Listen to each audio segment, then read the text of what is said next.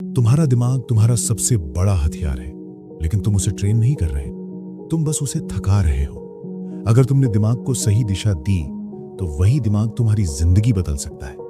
सुबह उठते ही phone, notification, reels, तेज music, तेज scroll, दिमाग को एक सेकंड भी शांति नहीं मिलती।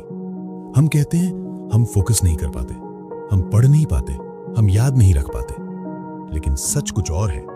हमारा दिमाग कमजोर नहीं है, वो बस अनट्रेन्ड है। दिमाग एक मसल की तरह है, जिसे जैसा काम दो वो वैसा बन जाता है। अगर रोज डिस्ट्रैक्शन दोगे तो वो डिस्ट्रैक्शन में एक्सपर्ट बनेगा।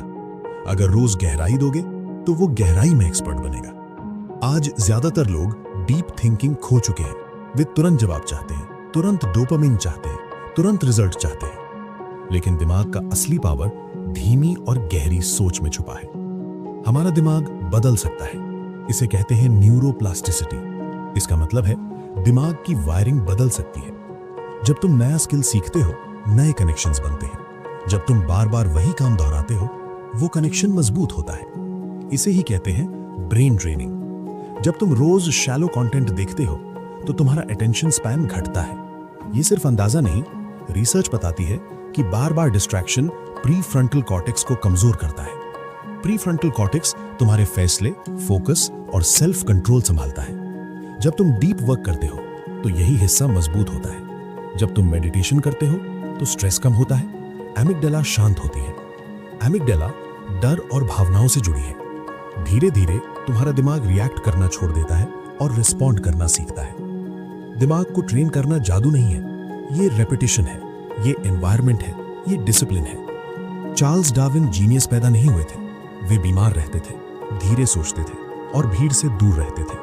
लेकिन उनके पास एक आदत थी, वे रोज ऑब्जर्वेशन करते थे, घंटों तक, चुपचाप। वे तुरंत निष्कर्ष नहीं निकालते थे, वे इंतजार करते थे, वे नोट्स लिखते थे, छोटे विचारों को पकड़ते थे, सालों तक। उनका दिमाग तेज नहीं था, उनका दिमाग गहरा था।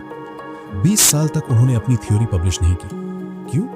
क्योंकि वे अपने दिमाग को जल्दबाजी नहीं सिखा रहे थे, वे पेशेंस सिखा रहे थे। उनकी यही ट्रेनिंग आगे चलकर थ्योरी ऑफ एवोल्यूशन बनी।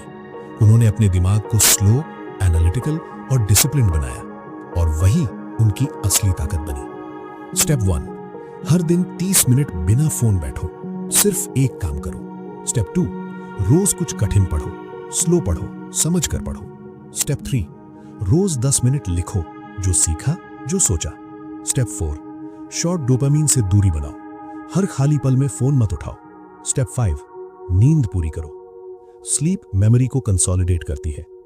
ये छोटे स्टेप्स धीरे धीरे तुम्हारी न्यूरल वायरिंग बदल देंगे। तुम्हारा दिमाग तुम्हारा दुश्मन नहीं है, वो बस वही बन रहा है जो तुम उसे बना रहे हो। अगर तुम केओस दोगे, वो केओटिक होगा। अगर तुम क्लैरिटी दोगे, वो क्लियर होगा। दिमाग को ट्रेन करना एक दिन का काम नहीं, ये सालों का प्रोसेस है। लेकिन अच्छी खबर है, हर दिन तुम फिर से शुरू कर सकते हो। आज से, अभी से। तुम्हारा दिमाग तुम्हारे आदेश का इंतजार कर रहा है।